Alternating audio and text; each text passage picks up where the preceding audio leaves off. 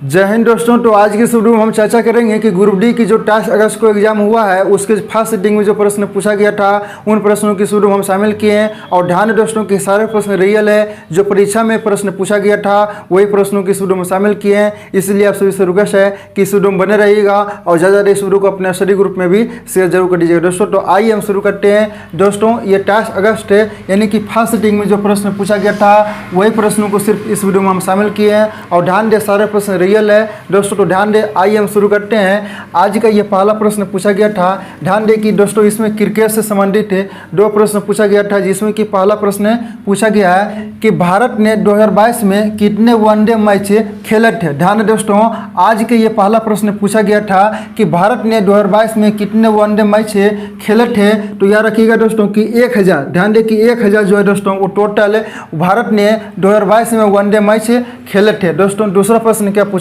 ध्यान दे कि मोहाली में 100वां टेस्ट मैच खेलने वाला खिलाड़ी कौन थे दोस्तों। तो इसका जो आंसर था वो था विराट कोहली। ध्यान दे कि विराट कोहली जो है दोस्तों वो 100वां टेस्ट मैच से खेलने वाले वो मोहाली के थे।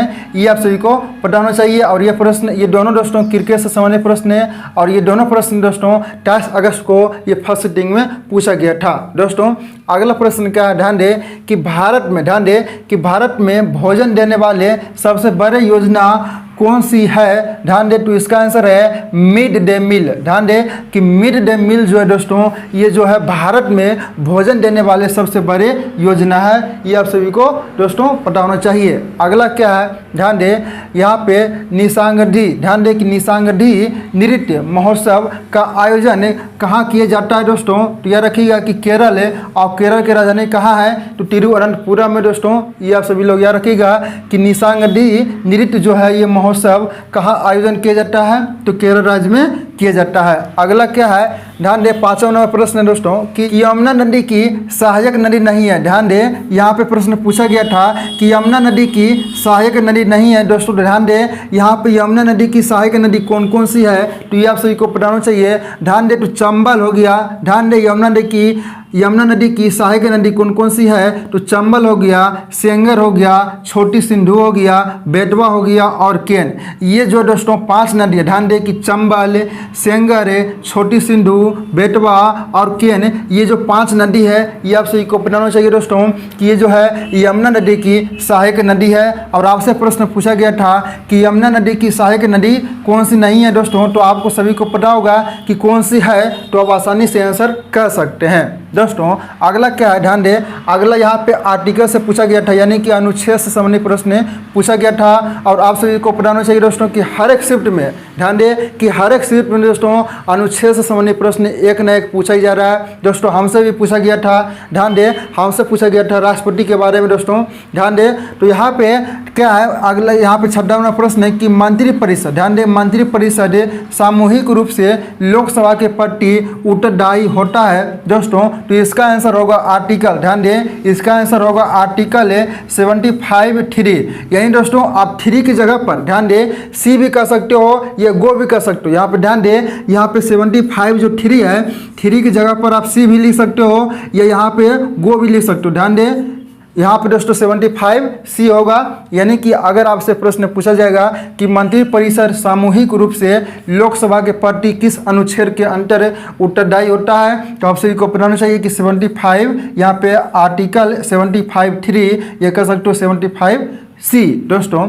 अगला क्या है, ध्यान दे अगला प्रश्न पूछा गया था ओम से संबंधित। ध्यान दे कि ओम का नियम से संबंधित प्रश्न यानी कि ओम से नियम से संबंधित प्रश्न पूछा गया था दोस्तों। V बराबर IR होता है, आप सभी को पता भी होगा, बहुत ही सिंपल प्रश्न पूछा गया था दोस्तों। अगला क्या है कि गंगा नदी में कौन सी बैक्टीरिया पाया जाता है जो पानी को प्रदूषित होने से बचाता है दोस्तों। ध्यान दें यही प्रश्न पूछा गया था। ध्यान दें कि गंगा नदी में कौन सी बैक्टीरिया पाया जाता है जिससे पानी को प्रदूषित होने से बचाता है दोस्तों। तो ध्यान रखिएगा कि ध्यान दें बैक्टीरियोफेज जो दोस्तों ये बैक्टीरिया नामक पानी में पाया जाता है। इसलिए दोस्तों आप सभी को पता होगा कि समुद्र के पानी में दोस्तों, ध्यान दें यहाँ पे कह सकते हो कि गंगा नदी के पानी में या समुद्र के पानी में दोस्तों ध्यान दें कि उसमें कीड़ा या प्रदूषित नहीं होता। ये आप सभी को पता होगा दोस्तों। अगला क्या, ध्यान दें कि खारे पानी की चिल्का झील किस राज्य में स्थित है? दोस्तों ध्यान दें, यह भी बहुत ही सिंपल प्रश्न है। ध्यान दें कि खारे पानी की चिल्का झील दोस्तों ध्यान दें किस राज्य में स्थित है? तो आप सभी को बताना चाहिए कि ओडिशा। ध्यान दें, ओडिशा की राजधानी भुवनेश्वर है दोस्तों, और ओडिशा में ही ध्यान दें कि खारे पानी की सबसे बड़ी झील जो कि चिल्का झील है, और यह किस राज्य में स्थित है? ओडिशा में स्थित है। ये आप सभी को पता होना चाहिए। दोस्तों अगला प्रश्न क्या है? दोस्तों ध्यान दें, यह प्रश्न हमसे भी पूछा गया था। ध्यान दें कि हमसे भी दोस्तों 21 तारीख को ध्यान दें फर्स्ट सिटिंग में पूछा गया था, और आज भी दोस्तों ये प्रश्न रिपीट हो चुका है। देख सकते हो कि आप सभी के सामने है, ये 28 अगस्त है। ध्यान दें कि 28 अगस्त ये फर्स्ट सिटिंग में पूछा गया था, और ये प्रश्न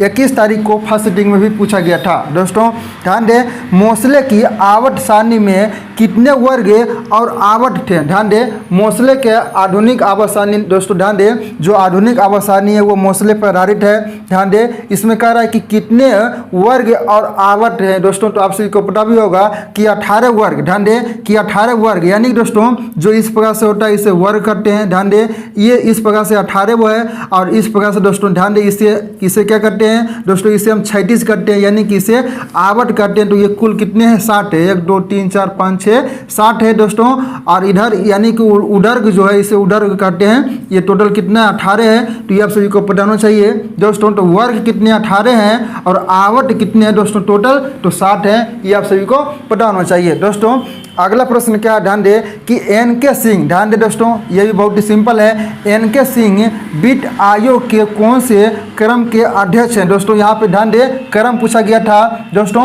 तो ध्यान दें एन.के. सिंह जो है ये वित्त आयोग के 15वें यानी कि क्रम में दोस्तों 15वें जो है ये वित्त आयोग के अध्यक्ष हैं दोस्तों। ध्यान दें ये प्रश्न पूछा गया था। अगला क्या है दोस्तों, और आज का ये आखिरी प्रश्न है कि हीटर का तार किसका बना होता है? ध्यान दें कि हीटर का तार किसका बना होता है, तो आप सभी को पता होगा कि नाइक्रोम का बना होता है। दोस्तों होता क्या है दोस्तों, ये सिर्फ सभी आसान क्वेश्चन है। क्यों आसान है? क्योंकि दोस्तों स्टूडेंट को जो उतना याद नहीं रहता है कि क्वेश्चन क्या पूछा गया था। दोस्तों जो सिंपल प्रश्न रहता है उसे याद रहता है, उससे पूछा जाता है इंक्वायरी में दोस्तों, तो वह सभी यानी कि सभी स्टूडेंट जो है दोस्तों जो आसान प्रश्न होते हैं वही प्रश्न दोस्तों जवाब देते हैं, और बाकी जो हार्ड प्रश्न होते हैं उसे भूल जाते हैं। इसीलिए यहाँ पे समझ सकते हो कि सारे प्रश्न आसान ही है, यानी कि और प्रश्न पूछा गया था, लेकिन दोस्तों स्टूडेंट बताएगा तो ही नहीं, यानी कि जो प्रश्न पूछ रहा है वो तो क्वेश्चन ला नहीं सकता है, लेकिन जो याद रहेगा दोस्तों वही प्रश्न लेके आ सकता है। तो याद रहेगा वही जो आसान प्रश्न होगा दोस्तों।